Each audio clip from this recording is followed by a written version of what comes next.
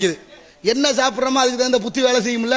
மாம்பழம் அதிகமாக சாப்பிட்டோம்னா வயிற்று போக்கு உண்டாகும், நெய்யை அதிகமாக சாப்பிட்டோம்னா அசீரணம் உண்டாகும், எருமைப்பாலே அதிகமாக குடித்தோம்னா மந்தை உண்டாகும்.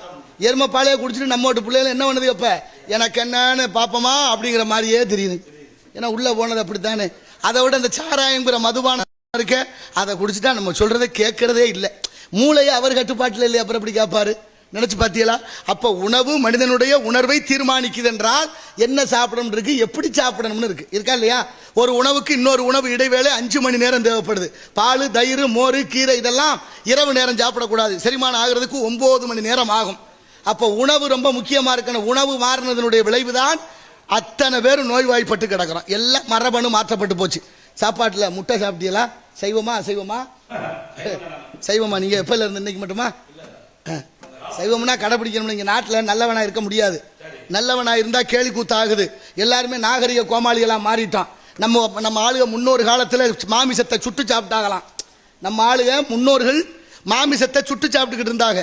வெள்ளைக்காரன் வந்தா என்ன நாகரிகம் இல்லாமல் சுட்டு சாப்பிட்றிய சச்சா அப்படின்னு நம்மளை நாகரிகத்துக்கு மாற்றி வச்சானா. எப்படி சாப்பிட